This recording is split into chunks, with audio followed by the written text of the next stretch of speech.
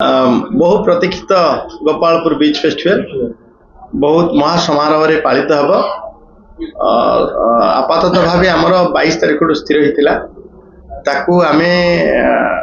टेके रिशेड्यूल करछु। ताकू 27 रु 27 28 29 30 27 रे उद्घाटन हब महामय राज्यपाल द्वारा एवं समुद्र आरती सहित एवं 30 तारिख दिन समापन हम माननीय मुख्यमंत्री द्वारा।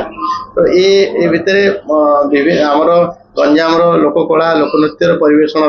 गोटे भल मंच रूप जोड़ा हो सुविधा मिल सहित बाहर कलाकार मानक आम संस्कृति आधारित कलाकार मानक आम डाकी ये परिवेशित कर सहित पॉलिश्री मेला ता सहित जमीक आमर आर्मी स्टेशन ये अच्छी तार मध्य आम कंटाक्ट करूँ से प्रदर्शन करेंगे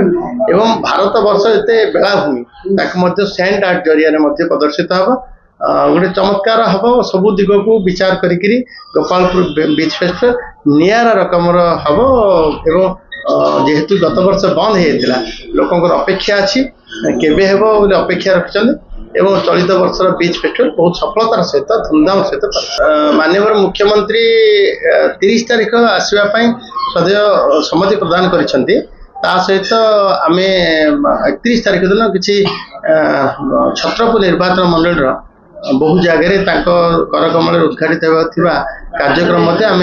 स्थिर करने को जाऊँ कथा भी हो माननीय मुख्यमंत्री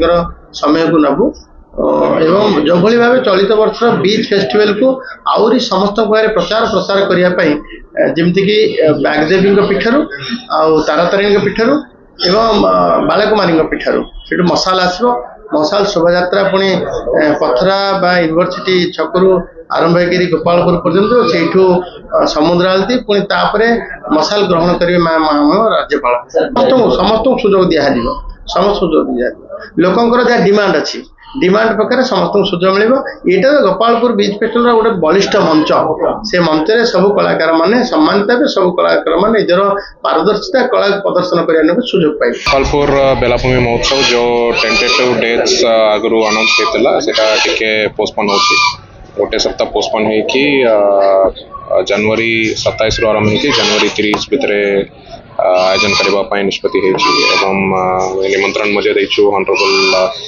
गवर्नर सर एवं हॉनरेबल चीफ मिनिस्टर सर को निमंत्रण जाने टेंटेटिवली कन्फर्मेशन हमको मिली जेहेतु एवं मजी डेट्स अन्य हॉनरेबल मिनिस्टर्स को आज इनविटेशन आम पठाइछु खूब शीघ्र अन्य अतिथि माने जे रही सब विवरणी आम शीघ्र जनइबू सेहीपरी आमर लोकल ट्रुप्स आरंभ करी हॉलीवुड बॉलीवुड स्टार्स किए आसवे तार वर्तमान आलोचना चली यहाँ और 2-3 दिन भितर सब डिटेल्स फाइनल है आम सब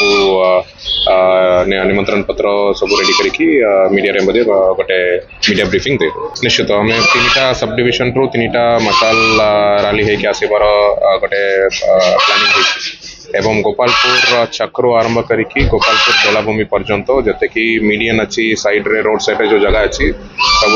सबुज करने प्लांटेशन ड्राइव आयोजन हो संगे संगे बेलाभूमि पदयात्रा आयोजन हो जो पदयात्रा सहित स्वच्छता को लेकर गोटे